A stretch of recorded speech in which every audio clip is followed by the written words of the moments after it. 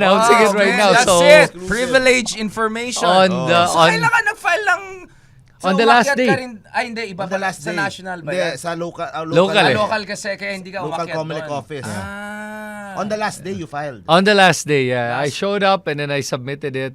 I woke up that morning and I was like, sige na nga, gawin na natin to. Kasi one thing that I keep telling people, like you said nga, is we should all start running for office. Kasi ang problema natin is ang daming mga politiko kaya nananalo kasi walang lumalaban. Walang kandidato. In Mandaluyong, the Abaloses, as much as I like the Abaloses, they ran unopposed. And that's the only reason why, because nobody wants to run. And everyone's complaining, but nobody wants to run. I am glad na marami nga ngayon kahit na mga sabi natin social media influencers na dami ako nakita names that are running. And it's good. And not just social media influencers. Even people, regular people running, I think that's a good thing. Because nakikita mo dito now, people are stepping up to the plate. We'll talk about this more. Let me just shout out Mayor Magaling of Baguio. Thank you very much for dropping by dun sa burial of Lola ko. Obviously, as some of you know, he openly asked me to succeed him in Baguio down the road. But I don't know. I said I'll try to help in whatever I can. But as you can imagine, more foreign affairs is something I have in mind down the road. So just to say, I'm inspired by you guys. And just to clarify, I'm not close to the possibility. Maybe not this cycle, but down the road to serving the country in a different capacity. So, mga ka-DDS, baka naman, mga Dawaelos, mga tsaka ka-Solid North. So, no, I'm just saying, this is good. Let's normalize this. Normalize. Yes. Normalize this, bro. Dapat wala na yung stigma. So, can we go through your thought process? Bakit on the last day? Because subconsciously we're thinking about it? Or aminin mo, you have been thinking about it and nibbling with it for quite some time. Yes, I've been nibbling with that idea and I had to ask myself, am I running because of ego? Because people were saying, sige, tumakbo ka? And when a lot of people tell you that, it feeds your ego eh. Diba? And you're like, oh sige, I'm gonna run because of my ego. Is it ego or is it really because you want to serve? So, if I just wanted to run for ego, I think I would have run immediately for Congress. Or mayor. Pero no, I realized I didn't even really care to run, but I keep telling people they should run. So may nagsabi sa akin, you tell people to run and you don't want to run. So I said, sige na, let's do it. So I wanted to do councilor first because I wanted to get my feet wet. Learn the ropes, like find Vico out. Soto, like Vico Soto. Yeah, like Vico Soto. And then I want to see kung saan ako makakatulong talaga. When it comes to people, is it through executive, being a mayor eventually, or being a congressman eventually? Or maybe after councilor, I realize, oh man, this isn't for me, ayoko na, and then stop na after this one. But at least I got to try it. But what I do promise that I'm going to be doing while I'm there is, and I'm sure you're gonna do this too, is expose ko talaga lahat ng inner workings ng gobyerno locally. I'm gonna show you what the budget is. I'm going to show people what the revenue is. I'm going to say kung may utang o wala. I'm going to just show everything. And that's what I plan to do as a councilor. And look at every problem that we can solve in Mandaluyong. What is the platform like? Participatory budgeting, yung idea na there's accountability and conversation with the communities on the ground to make sure may say sila sa budget ng city. What are the things you're looking at? Because to be honest, my problem with Mandaluyong is just the other week. Muntik ako nabaha. Walang nabaha sa BGC pero baha kagad kagad dun sa Mandaluyong. So infrastructure, what are you looking at here? Yeah. So the three things I'm looking at actually are shelter, education, four. Shelter, education, health, and jobs. Yun ang importante. I think that if you can focus on those things, you improve the quality of life of the people in Mandaluyong. One thing kasi, when I came from my trip in Kuala Lumpur, I realized something. Sabi ko, ba't pala ako nakikitang masyadong squatter areas dito? And I realized it's because they provide affordable housing. Like Singapore also. Yes, exactly. Yeah. And I think that in the Philippines, and if you start with the local, like for example, Mandaluyong, maliit lang Mandaluyong eh. We only have a population of about 450,000 residents. Kaya eh. There's money for it. It's just if you properly budget it. And Vico showed na may pera ang mga local government. I-budget mo lang maayos. And I'd love to be able to give every person in Mandaluyong a proper home. Yun ang nakikita ko. I was wondering, I'll go to you also, Mark. I was wondering, Ang ganda sana yung a day in the life of a counselor, right? Yeah. People don't understand, the raw texture of public service. Para kasi nare-romanticize tayo. Yung iba akala nila papogi lang yan. Yep. Yung iba akala nila nakaka-stress yan. Like, I want people to have a realistic view. So parang ikaw yung body cam version ng Yes. service. Ang ganda More sana. transparency. Yes, yes. Yeah, and really that's one thing that I plan to do even during the campaign. Ang gagawin ko talaga is I'm going to show the journey of what it's like to campaign, right? 'Di ba ang ganda nung idea na yun para makita ng tao what it's like, and plus also to highlight some of the people in Mandaluyong, whether it's what are your concerns, what is it that you want to bring about, all of these things ilalabas ko yan. So I'm going to use my platform to be able to do that. And look forward to, maybe we'll follow you in some of these days and those conversations. Now, ikaw, why did you choose national, not local, like in QC or something like that, considering, probably it's even more viable, although congratulations, you're now legit candidate for Senate. I'll be in the ballot next year. Yeah. Grabe, no? Wow. Oo. Jeez. Hindi, I wanted to make the most impact siguro. I wanted to make parang I believe kasi whether you win or you lose. So, pero syempre we're doing this to win, 'di ba? Gusto nating we're doing this to get in dun sa Magic 12. Pero I believe na kahit whether you win or you lose, Winner ka pa rin. Oh, Yeah. you could change the conversation. You could disrupt the politics, disrupt yung how people run. Kasi ngayon pag tatakbo ka ng senator, ang only formula lang is you need 500 million for television ads. Yeah. You need to be Air from war. this family, ganitong apelido. So we want to disrupt that and at the same time we are also helping mga senators na we believe could also disrupt yung Senate. So kasi ang plano ko talaga, meron akong mga candidates na tutulungan. For example, si Doc Willie Ong, di ba? Kasi Right. kasama ko yan before. So I was thinking na sasama ako sa kanya, ikot kami ng Pilipinas, we'll campaign, we'll Good try to idea. disrupt Smart. politics. Might as well tumakbo na rin ako. That's a very interesting idea. Actually, oo nga, no? Diba? You can do it with Doc William. Yeah, either way, iikot din ako ng Pilipinas eh. Yeah. I made that promise to him when we last Exactly, yeah. talk na iikot ako kasi lalo siya may sakit, so he won't be able to visit every province. So magpo-proxy ako for him, iikot ako for him. So takbo na din ako. Magpakilala na din ako Yes. doon sa But Doc William's platform is very clear, right? Healthcare, affordable healthcare for people among others. What is your platform? yun. So, doon sa Comelec when nung unang araw. So, ako naman, first day ako file to make the most impact. Kasi all the cameras are there. Yes. All the are there. So, national yung labanan. So, Naunahan mo pa si Diwat. Naunahan ba niya? Date sila. Okay. Ayun. So, ang sinabi ko doon, I wanted to introduce myself muna. So, my simple tagline is vlogger ng Senado because that's what I'm known for. Interesting. Ang nilatag kong platform doon ay mostly for content creators, online sellers, freelancers. Kasi that's where the industry that I'm in. So, like mga dagdag capital for online sellers, yung office for fake news, mga common sense ideas na wala masyadong tumututok for our industry. Double taxation. We're paying a lot of taxes as Ayun. vloggers. They're Yun. in US and also here. Yun, Yeah. I believe na if ang kita mo is online, dapat lahat ng taxes mo should be online lang din. You don't need mga papers na, diba? Let's not make it hard for our online freelancers. So doon nag-start yung aking Advocacy. and also Philippine ICT High School. Technology. That's also a passion na I have, na I believe na we could also excel if the government could pour in Vocational. money. Parang Germany, yung vocational. I'm thinking parang Philippine Science High School. Wow. Pero technical school. focus on Yeah. ICT. Yes. So, kung ano yung kailangan ng Microsoft, anong kailangan ng Google, software engineers. So, we could hire the best people there to focus. So, yung mga ganong klaseng, yun yung mga una kong nilatag. Pero, ngayon, binubuo ko yung platform ko. One is, buti nga nabanggit mo kasi ako, I'm most inspired by two people, Vico Soto and Isko Moreno. I've been vlogging about them for the last 5 years. So, I think ang una sa listahan ko is yung the Isko Moreno model ng in-city vertical housing. Buti nasabi mo yung Right. So, housing paras sa kayo ng- Mandaluyong absolutely. Kasi we saw it sa Manila with the Binondominium and Condominium. Maganda naman yung nangyayari. So parang Singapore style din. Kinopya lang din naman ni Yorme yan sa Singapore. And no one is talking about it sa mga tatakbo sa Senado.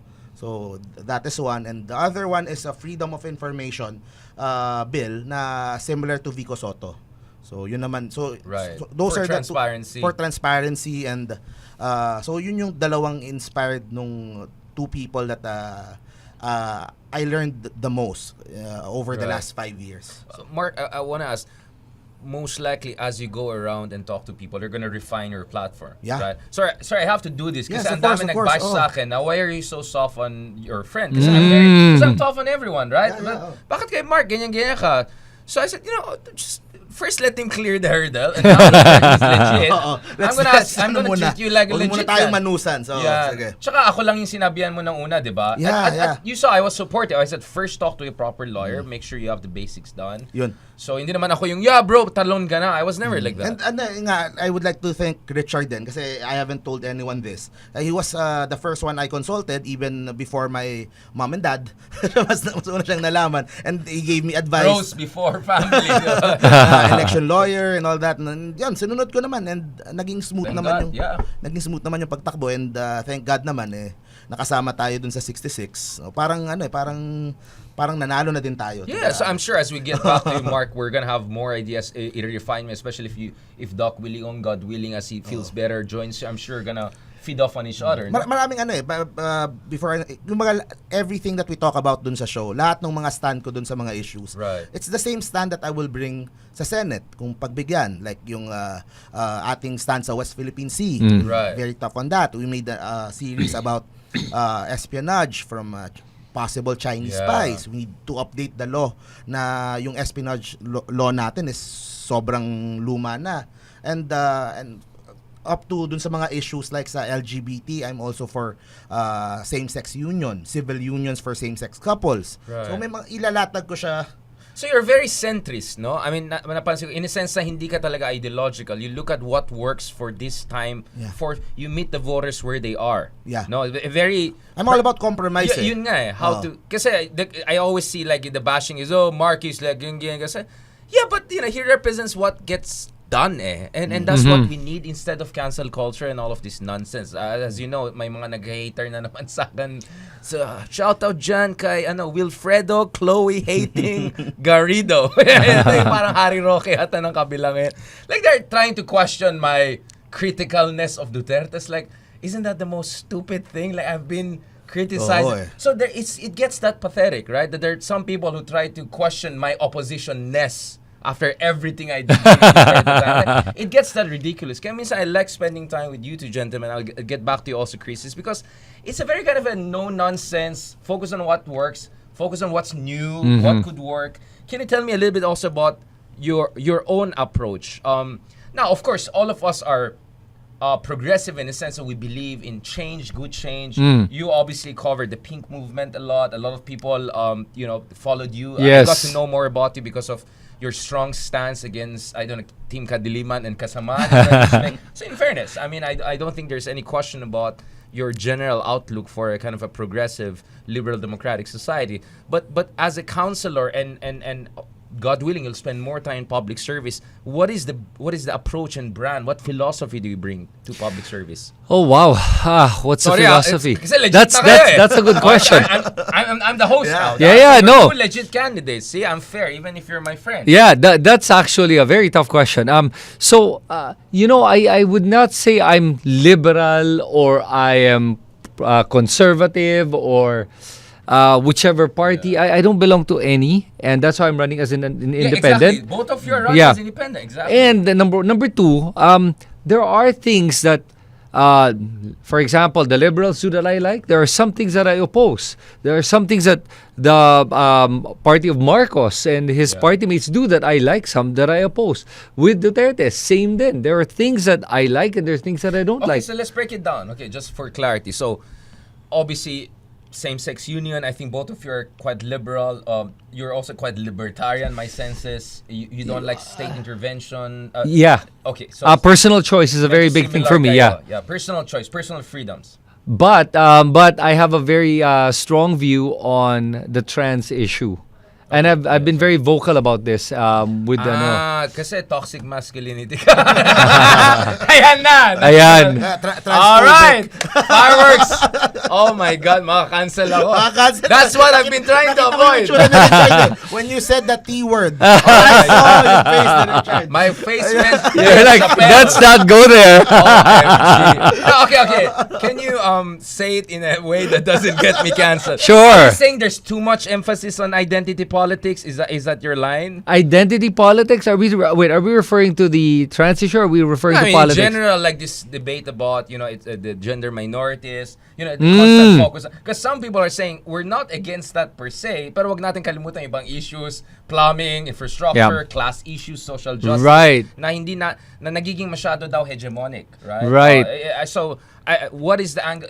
Are you coming from a religious angle on this? No, issue? not a religious angle. For me lang, that all rights have to be respected. And I think that we're putting so much emphasis on trans rights that we're forgetting about women's rights, which is what it is all about. Because you're giving so much rights to a minority, which is fine, pero when you're trampling on others' rights to be able to give the rights to some special interest group, then that's is this not the comfort room issue you're in particular? Sports. sports. Yeah. Yung boxing. Oh, yeah. Kahit naman talaga yung A Algerian. lot of sports, diba? Yeah. Sports. Mga ganon. Sure, yeah. It's about Talaga an issue of makancel ako fairness. dito. Yeah. And No, Richard. but see, I'm open. I'm open-minded. No, yeah. and actually what We may I disagree, yeah. what I realize is that a lot of people are not basing things on science anymore. It's about feelings now. And hindi naman pwedeng lahat feelings. There's a certain point where science and feelings, you have to decide ano ba talaga. Like yung power of the suntok. Oh yeah, it's not about I feel like a woman, therefore I'll fight a woman. No. You're not a woman. You feel like one, fine, but you're not. So please don't fight a woman. But okay, ganito. Ito pa, isa pang word pa Richard. Pronouns. Yun! Alam mo! Cancel talaga tayo. Alam mo! Alala lang Hindi. po, these are not my views. I'm just being democratic here. Yeah. No. Please go ahead. For me, it's simple lang with regards to the pronouns. Listen, you want me to call you a cat, I'll call you a cat. Fine. Pero please don't impose your belief on other people, much like I don't impose my beliefs on you. Ganun din. So when we talk about individuality in that sense, yes, you can do whatever you want, be whatever you want. But if you impose that same belief or outlook on other people, that's not right, because you're now infringing on other people's rights. And You share that view? Yeah, very Yeah. much. Ako kasi we Interest. get too much busy doon sa mga pronouns. yeah. Ako, I would rather focus on the bigger issues. Like yung same-sex unions. Kasi Yes. I know a lot of couples na parehong woman or parehong guy. They've been together for 40 years. Pero wala silang karapatan sa isa't isa. One would get sick, ang hospital tatanungin yung mga kapatid. Yep. So yung mga ganong, I would rather focus on yung mga actual problems that same-sex couples have. So you're for same-sex union? Civil union. Civil union. Civil Yeah. union. Thailand just passed civil union also. Yeah. Come on the Yun. second, So yeah. hindi siya we won't call it marriage, hindi sila kasal, pero they have the same rights. Support of As the a, state. yes. Yeah, Oh, I it's think yun lang sanctified yun by eh. the state, not by Oh. church. Yes, yun Interesting. naman. Para You know what? Okay, again, I'll just put it this way. I think we should have this kind of conversation, even if some folks don't agree with us or they feel offended or anything. Hindi kasi maganda. Kasi napansin ko, I hear things off the record, which are very, feeling ko naman too much. So I think dapat ilatag natin sa public discussion to. Kasi kasi yun ang napansin ko, people try to suppress contrarian views. Yes. Sobrang like you say anything about Chloe, they'll call you boomer. You say anything about in favor, they'll call you like you hate family. Like Yeah. you say anything about Lenny, they'll say you dilawan. You say anything against her, they call you like Didi. It's like I just think that's anti-democratic. Yep. I don't care you're left or right, but that's anti-democratic. So that's where my stance is very clear. Do not suppress our right to express it. So you may say I may react or ganun, but ako naman, I think I'm socially conservative in a sense that there are the Catholic religious values there, but at the same time there's a democratic side in me says that as long as your expression of your right doesn't infringe upon mine, then we're good. Now, Yeah. ibang debate na if that's happening or not. That's an empirical debate. But as a matter of principle, I'm okay with that. Kaya I'm trying to hear different perspective on this. But Chris, just going back to you, in how do you think we can find a balance whereby we can fight for the rights of all minorities without any of them trampling upon the other one? Like for women, for LGBTQ community, because some people will say no, it's not mutually exclusive. But your argument is that there are times there could be tension. So Yes. how do we resolve the tension? Well, I think first of all, when you, in particular, I think when you talk about trans rights, they're trying to parang always say that they're victims and that sila yung aping-ape and everything, and therefore screw everyone's rights as long as our rights are not are given to us. Like for example, using of the bathroom, joining pageants, joining sports. But then again, sa akin, I have friends that are trans, by the way. But are you talking about US or the Philippines? Kasi parang feeling ko yung debate na sinasabi mo. Okay. Kasi I'm not sure that's the case in the Philippines. Is it? No. Hindi. No. Yeah. Sorry. Okay. Some people are trying to, pero Yun nga, this is a debate I see in the US, this culture war. Pero parang hindi ko naman nakita sa Pilipinas No, Pilipinas. I think it's makapasok eh. I think it's because the Philippines we're already more tolerant. Yeah. We're more inclusive, Exactly, and yeah. we don't give a crap what your sexuality is or your We sexual. celebrate it. We Pero do. I feel na there's still a very high parang homophobism pumapasok. So At saka toxic masculinity. toxic. Yeah. Meron pa rin ganon, pero marami nang sa atin ang mulat na and Yeah. understands na respect for each other. Pero tama si Mark actually. When I posted about that issue with the Algerian boxer, I saw a lot of homophobic remarks, which is surprising. Pumapasok eh. Oo. I thought that if you were gonna support my perspective of this, you don't need to be homophobic. Yun nga eh, It's not about homophobia. It's just It's a biological debate. Yes, and hindi naman trans yung tao to, lalaki talaga siya eh. And I understand why he's doing it. He was doing it because that's his livelihood. He was getting so many sponsorships and everything, and that's why he decided to still compete. Pero kinalimutan niya yung safety ng mga kababaihan. That's the hard part to watch. Watching it was so brutal.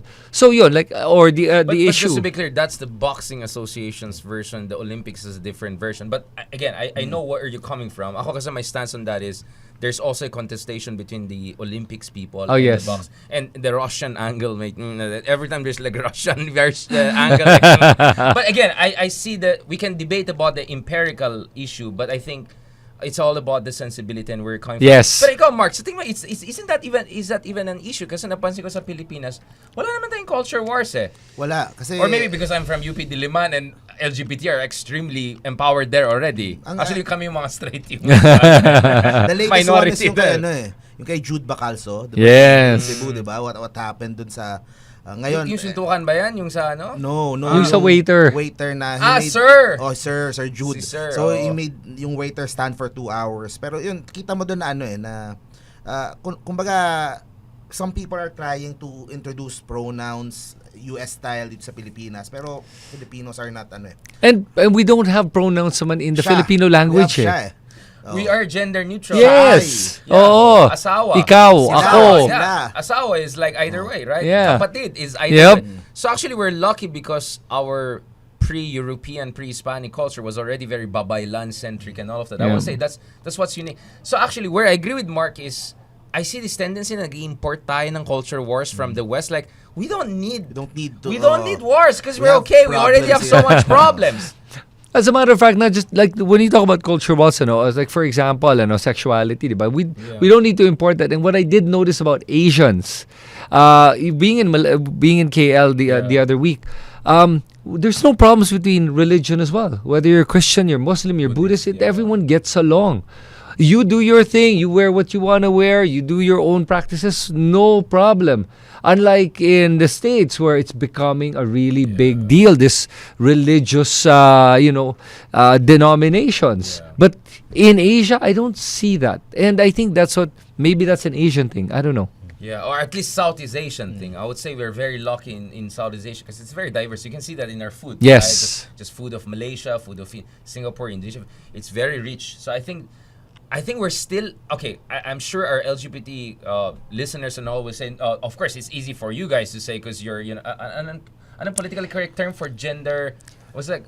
pag straight ka, anong tawag? Cisgender. Cisgender, right? I know my terms. My Ikaw, man, Richard, Shucks, sorry, man. Walang tulog. So, di ba, parang it's easy for you to say because you're blah, blah, blah. But yun nga, at the same time, for me naman, I just don't like us importing stuff from abroad. Right. Kasi the languages, like the terminology is being used. I mean, I use the term gaslighting a lot too, but sometimes I just feel we're importing too much when we don't need to. I mean, import the good stuff from abroad, like labor mobilization, organization, party building. Yun ang mga ganun na kailangan natin. I want to ask you, both gentlemen, before we go to other issues, but we're still talking about you and your views and all of that. In terms of actual things you want to see get done, Mark, I want to start with you.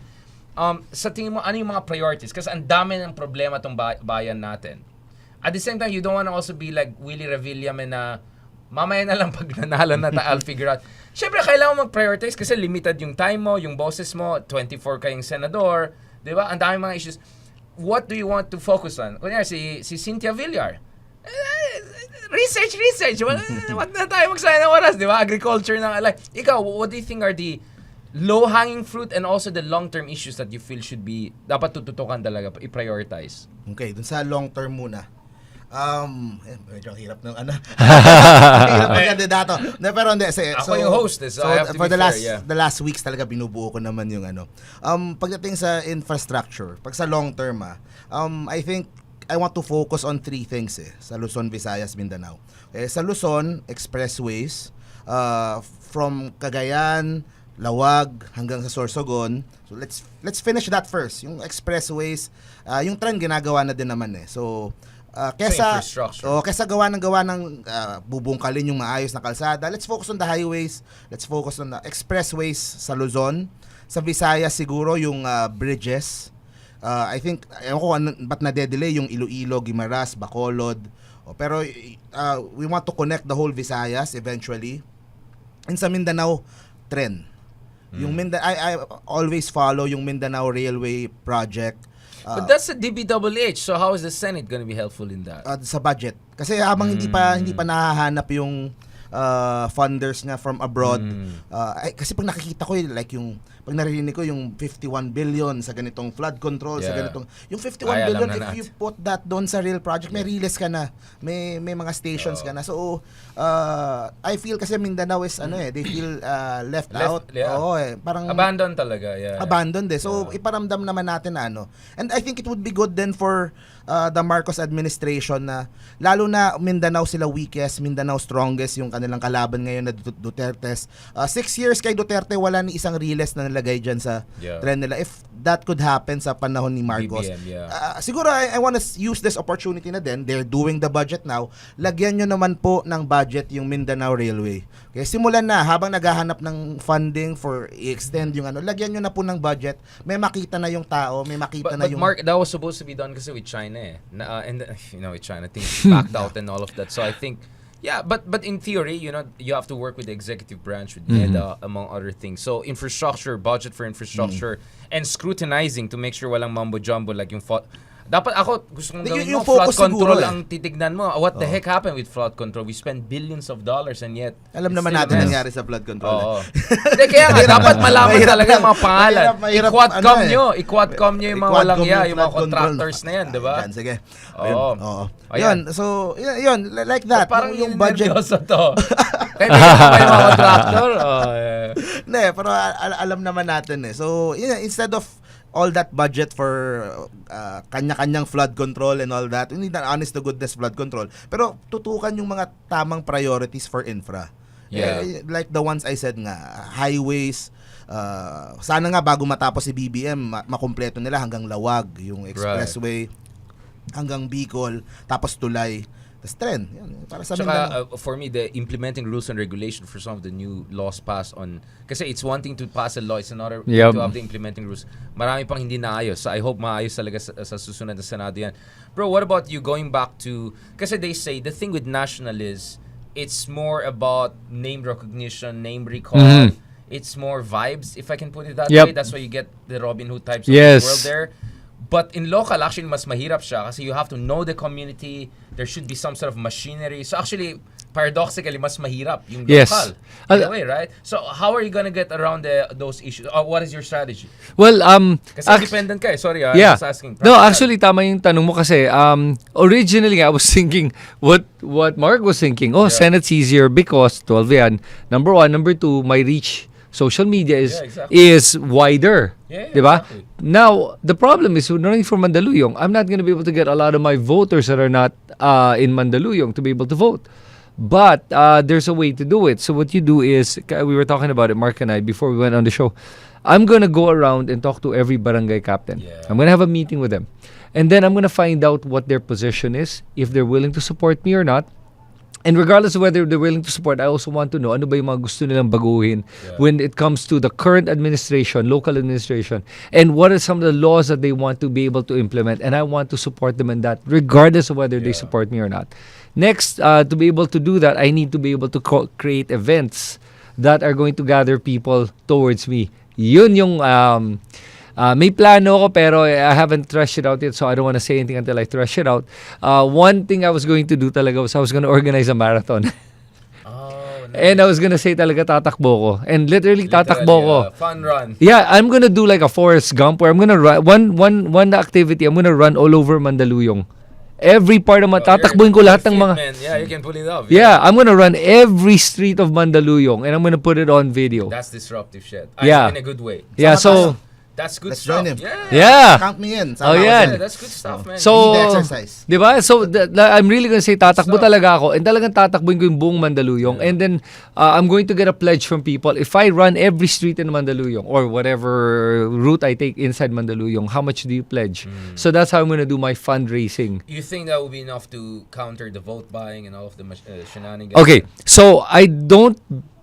maybe I'm naive. I would like to believe there's not... still some space for others. Yeah, especially when talk about local officials and in Mandaluyong. Remember that in Mandaluyong, the Gonzales and Abalos have never really been contested. Yeah. Since 1986. Essentially, since democracy. Since democracy started, right? Yun ang nangyari nga sa Davao and even in Makati and a lot of other cities. right, It's always the case. So, what if we give them a legitimate run for their money? You know, in a way to put it. I don't believe the vote buying will prosper versus that, because if it did, Vico wouldn't have won.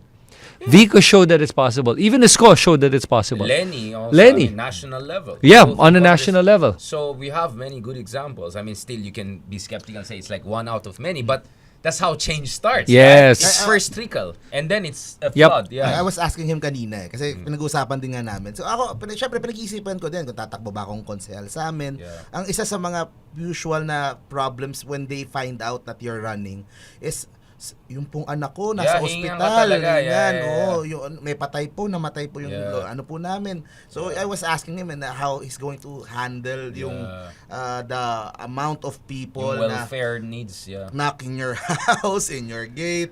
Sir, ano po, wala po kaming makain. Wala Mag-crowdfunding ka na lang. Maybe Yun that's a ang- good idea. Crowdfunding for barangays and communities. That's where you can leverage it. All right, I think I'm putting you guys too much under scrutiny, but I just wanted to say, kasi dami nag-comment, ayan na naman si Richard, tapang sa lahat, and then pagkaibigan niya, mabait siya. So wait lang, we're gonna get there. So I think we had a mini, di ko na muna kayo i-fast talk. So next one, we're gonna catch up, i-fast talk muna kayo, di ba? Ano. So I think by that time, medyo mas ready na kayo. So magpasalamat kayo sa akin. I got you ready for... Thank God. Actually, I just didn't realize you were gonna ask me those questions. Yeah, so this is supposed to be parang dry run to. Now, pag naka-debate pa, di ba? yeah, now discuss naman natin the bigger political landscape. So that's the beauty of people like you throwing your hat into the ring. It's like MMA fighters analyzing other MMA fights, right? Right. Speaking of that, what do you think about this latest meeting between Lenny and BBM? For me, kasi what stood out is, first of all, they look very statesman-like. Everyone was just smiling, everything like that. I don't think na mukhang plastikan. I also don't think na it looked like yung conspiracy ng DDS na nagsama yung dalawang camp. I don't think so. I think it just proved that Lenny is a national figure, is very important, and that Lenny can talk to all sides. Kasi ako, the reason why nag-react ako ng very aggressively, no, I just felt, this is Duterte, this is ganyan. But I was wondering, like, but would she also be okay to meet BBM and all of that? But now that I've seen her Answered your effortlessly questions. meeting all of them and no effort, then that's good. That just means Sarah people cannot make a big deal out of it because you already meet BBM. So what, diba? So I think that's very important. Although I found it subtly important too that my picture yung with BBM pero walang picture yung with Sarah. That was subtle, right? I was like, yeah, sorry. So I'm happy. Actually, I'm happy. So I'm not. My stance is very clear. If because there was some misperception na baka because anti-Marcos yung positioning Lenny na baka there will be this, but actually that was the line of, the vloggers on the other side. So thanks to Ma'am Lenny among others for shutting it down. And I think what's also important in that picture is that you see a lot of pink. Bam Aquino is there pink. Yeah. Lenny's there kind of in a hues of pink. Parang may Camille Villar in the background na Yes. hindi naka-orange.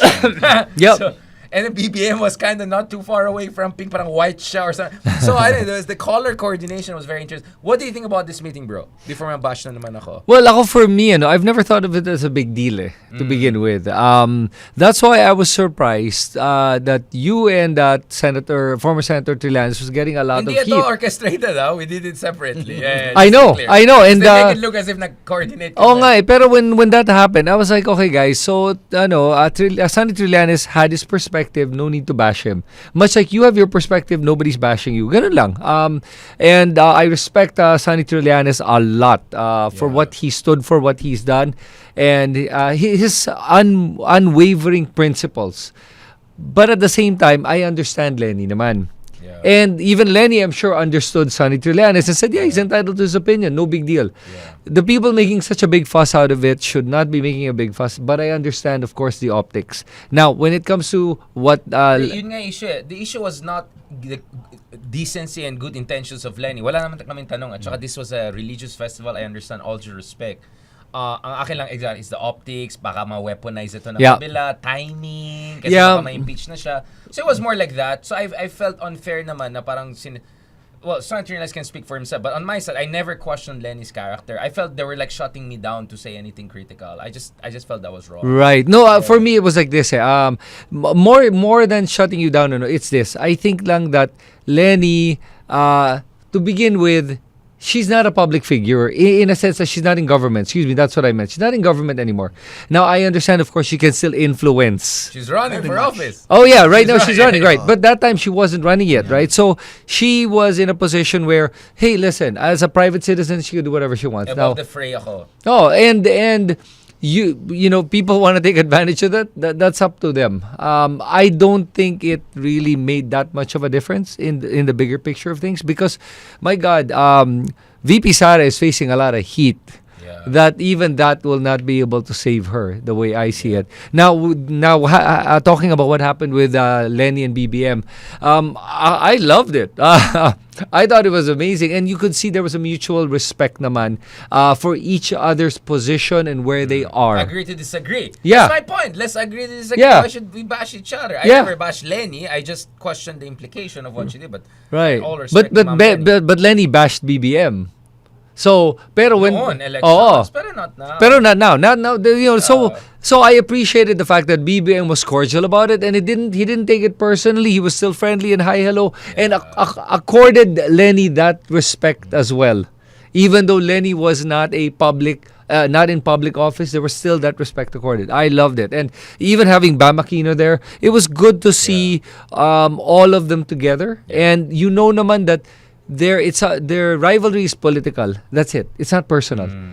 I think that's where the difference is kasi with the Dutertes where it's becoming very personal We'll talk about Duterte's kasi ibang usapan ng corruption, anong nangyari 30 years Yes. ago. Ibang usapan, dami namatay nung last Yes. year. Medyo levels kasi yan eh. Yep. Levels yan. Mark, dahil ba Marcos tapos Mark, medyo similar kayong mabait ni BBM? Ganun ba? Is there something with the I name? like that segue. Diba? Ngayon ko lang na-realize. Paras kayo silang, conflict avoidance silang pareho eh. A compliment by the way. Yeah. So, masyadong, syempre, naano din ako na, uy, nice si Lenny tsaka si BBM. Nagkita, shook hands, and they were cordial with each other. Pero parang nawala din nga sa isip ko na, nga pala, Bam is an Aquino, no?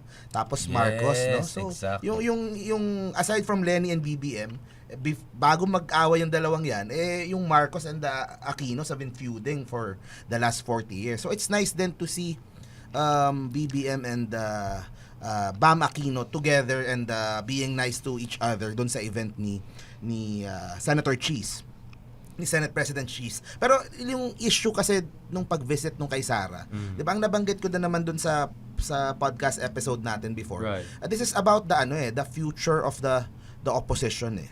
Yun naman at the top of it all, kung paano ba tatawa naman si Richard. Binalik mo na. Binalik ko na naman. I've been trying to avoid that conversation. No, but we need to kailangan pag-usapan kasi 2028 is 3.5 years away. Okay. Diba? And the pink side would need to decide. Ano ba tayo? Lenny So you're ba essentially tayo? saying Or Riza ba tayo? na versus Lenny pa rin, essentially. May ganong debate na nangyayari. And that's a healthy debate kasi all parties need to talk about that. What is the best natin moving forward? And dapat siguro at this point sabay silang, they need to lead this coalition together to make sure that Bam wins, that Kiko wins.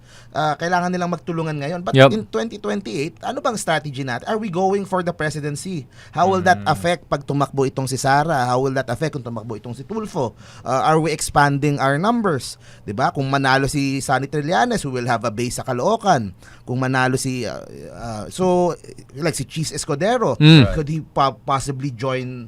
Na naman. Hindi could we get him over to our side? May ganong Yeah, but he was with the Lenny slate, diba? Yeah. So, Pero hindi official, diba? Parang as a but guest he was candidate. there more or less, yeah. Pero yun nga, the relationship is... I think yata si Hart at some point, if I'm not mistaken. Yeah. So, yun. So, pero in 2028, we don't know kung kanino sasama si Cheese. So, I mean... Long conversation. Pero we start to talk about it na kasi we are 3.5 years away from that. And of course, it's sila Sara and the Maisug people. Lahat ng focus nila aside from the Davao race is sa 2028 na. So is Sarah really gonna run ba? I mean, I know parang she seems hesitant. I don't know if I'm for reading 2028. Yeah. Well, she first has to survive impeachment. I will talk about the Dutertes and Quadcom shortly, but tapusin muna natin to kasi mahalaga to. I want to ask you because you did a lot of on the ground lives and vlogs from the Pink movement and all of that. The reading we have, and again, tama yung sinabi ni Mark, let's have a healthy discussion. This is not about hating Lenny. Hindi siya either or eh. Hindi naman siya either or eh. Kasi the influence of Lenny is very, very, very kaya strong. Yun ang point ko. The way it looks to me is that intact pa rin yung base ni Lenny. Na pwede niya i-deploy. Now, of course, the other side of that is hindi napunta sa kabila yung base na yan. At the same time, there's another debate. See, I'm very fair. The other debate is, well, hindi mo naman mapilit ang tao kung gusto lang talaga nila si Lenny. Maybe Riza is not necessarily their cup of tea. You know what I'm saying? So, because the argument of Trillanes, and even this comes up in the RM discussion, is maybe the lesson from 2022 is that you have to start very early. 2025 is tough. Medyo mahirap. I was just with Justice Carpio kahapon on our conversation. Sabi niya, talagang masikip to. So, naintindihan ko bakit si Chel Jokno, si Leila De Lima ay hindi nila tumakbo sa Senado. But 2028, there's probably enough time. But kung hindi ka sigurado kay Riza ka ba or kay Lenny ka ba, maybe that's suboptimal. But the counter-argument, again, the other argument is that, hintayin natin yung survey. Kasi kung lalabas talaga sa survey, Lenny pa rin, because the survey still show Lenny's number 3 after Tulfo and Sara, then Lenny pa rin. Then so what? Then she'll have another try, di ba? So, where are you on that? Kasi ako, my meaning is, let's talk about it without hating each other. Yun lang naman sa akin eh. You know, for me, I think it's too early to tell. And I've always noticed that yung mga nananalo is the one that announces late. Yeah. Out of nowhere. Think about it. Binay announced very early. What happened? He got bashed to death and lahat ng baho niya lumabas and wala. That lead eventually dissipated and wala. We don't even hear about him anymore. Duterte was a last minute wishy-washy, I'm gonna run, I'm not gonna run, and eventually ran and won. Lenny did that in 2022. She ran literally in the 11th hour. Oh yeah, and she 2022. Yeah. Lenny ran like Right. Sabi, she diba? Right. I see your argument, except that's what happened. No, okay. Marcos also, pero they were preparing before that. Yeah. 3 months na nila So, negotiate they yan. were, Na-leak na yan. Okay. Well, anyway, all I'm saying is this. Right now, I think But I agree with you. it's Now, too you don't early. want to be a leader soon. Yeah, you don't wanna peak too early. Frontrunner, yeah. Especially in the polling. You don't wanna peak too early. And I think one of the candidates is potential candidates already peaked so early that I think You mean that Sarah? she's gonna lose that lead. She's already losing the She lead. lost the lead to Rafi Tulfo, but the problem of Tulfo, which we'll discuss now, is he'll have 2 more brothers coming in, and if one of them tops the race, then baka sabi niya, ako na lang tatapong presidente, baka mamaya mag-aawa na pa yung mga kapatid niya. Tapos Tulfo versus Tulfo. Split yan. Wala. Then that's gonna be bad for the country. So Exactly. It's weird. So I think we have discussed enough about this without getting into trouble again. But I wanna last point on this. I think Mark, you have some strong feelings about this, yung cancel culture. Napansin natin. Ako kasi Mark, napansin mo, especially on Twitter, I'm very aggressive. I call out. yeah, you But do. I still meet these people in person, interview them for my TV. Like so, or I mean, so parang ako, I make a distinction between policy disagreement or even sometimes personal criticism. But that doesn't mean I'm gonna burn Attack all the bridges person, and then. I mean, I met Digong, I met BBM, I met Lenny. Like even after Chris, I still talk to them, right? So, what do you think about the cancel culture? Because I remember nung with Isko and Lenny, it got really, really ugly, and it's like both sides canceling each other. It became really ugly. Really horrible. Yung press conference ni Isko, nagwala na siya, meltdown na siya. What do you think about that? Yeah. Ako personally, I'm against all forms of, ito personal ko lang to, I'm Yeah, against yeah. all forms of cancel culture, kahit kanino pa yan, kahit yung mga biggest critics ko, kahit yung mga nambabash sa akin, I will never tell anyone na i-report natin yung page niya, i-report natin. Yan ang pinakaayaw ko. Sa akin, ang comment ko lang doon sa pink side, okay? Doon sa, napapansin ko kasi sa inyo, I mean, sa mga viewers mo, Liberals, yeah. sa liberals and progressive, ang hilig i-cancel culture, yung kakampi mo na. So yun yun ang hindi ko magets eh. Yun ang major part na hindi ko, walang masama mag-disagree sila with you, we can debate, pero yung para i-cancel culture mo, yung kakampi mo na, that would make your opponent stronger. That would, 'di ba? Kung if you're going to exert that much effort to canceling someone, why not use it on doon na sa kabila? yung pwersa ng. Pero a part of me, please correct me, I think some people have just given up hope na kaya nila influence yung kabila. So ano na yan, parang cannibalism na lang. Patayan na lang tayo kasi di na